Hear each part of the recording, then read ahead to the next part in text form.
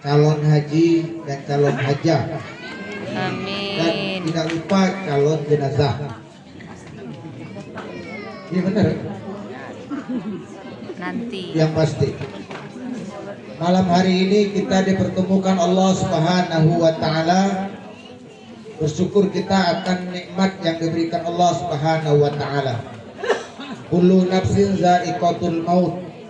Setiap yang bernyawa akan merasakan kematian. Wa innama tuwaffawna ujurakum yaumal qiyamah.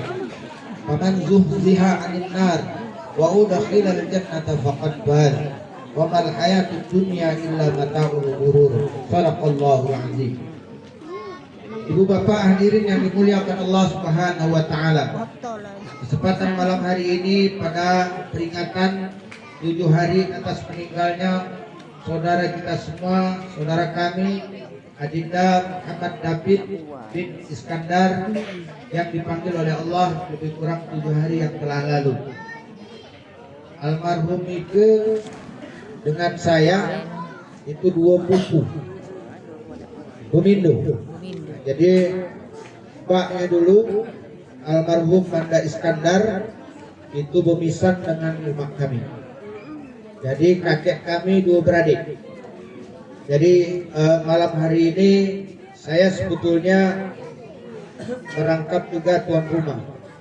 Oleh karena itu dalam kesempatan malam hari ini juga mengucapkan terima kasih kepada karib kerabat, tetangga, teman dari almarhum yang sudah mendoakan almarhum menghadap kehadiran Allah Subhanahu wa taala, dan sampai pada malam hari ini, mulai dari hari yang pertama, hari meninggal dunianya Adinda David telah dipanggil oleh Allah Subhanahu wa taala sampai malam hari ini. Ketahuilah Bapak Ibu sekalian, semua amal itu tidak ada yang sia-sia di hadapan Allah Subhanahu wa taala. Bahwa kita hadir datang malam hari ini, mulai dari pertama atau di hari kita melaksanakan rangkaian fardu kifayah, semuanya mengandung nilai ibadah di hadapan Allah Subhanahu wa taala.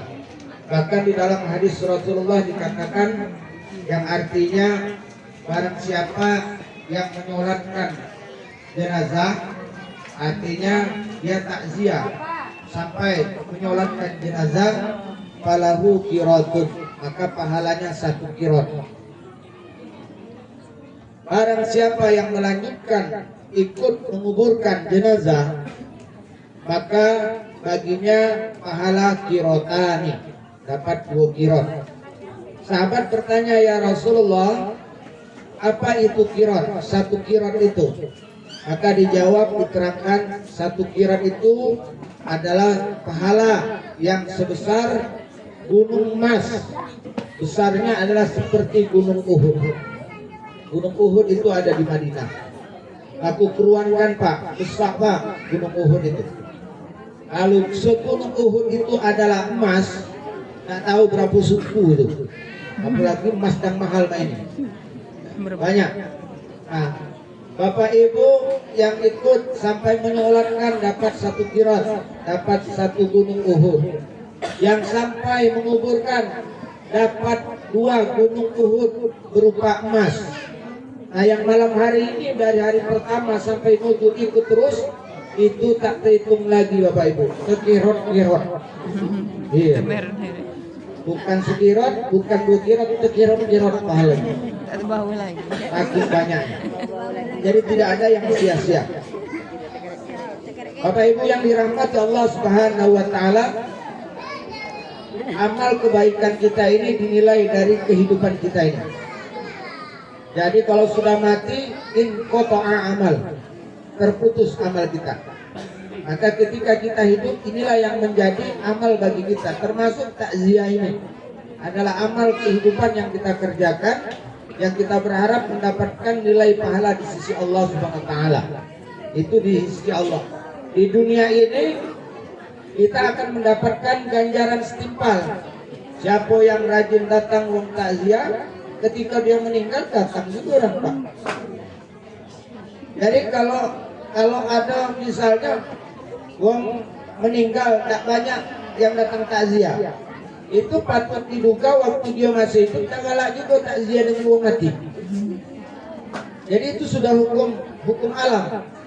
Siapa yang menebar kebaikan maka akan mendapatkan kebaikan.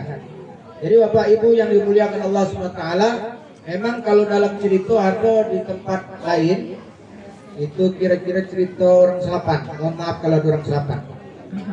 Dia ribut karena paknya meninggal, tak banyak orang datang. Dia bertanya, ngapa jenis salah pakku ini? Karena kata orang datang ini sepi men. Uji kancing nyawa, salah pak dengan mati hari Selasa. Hari Selasa nak kalangan. Jadi mati pas kalangan. Tak banyak orang datang.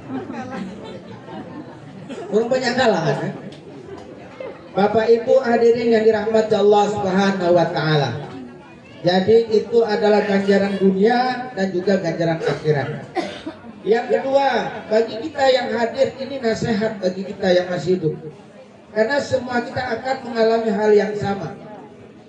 Kematian ini dua hal yang dirahasiakan oleh Allah. Yang pertama waktu, yang kedua tempat. Kita tidak pernah tahu kita waktunya kapan, tempatnya tidak pernah tahu. Soal waktu sampai kapanpun dirahasiakan oleh Allah. Soal tempat sama halnya, fi ayyi ardin tamut, kata Allah. Di bumi mana kamu akan mati, kamu tak tahu. Maka jangan heran kalau ada budak dari Palembang datang main-main ke Tanjung Putus, kepleset masuk ke sungai yang ada di sekitar Tanjung Putus, mati.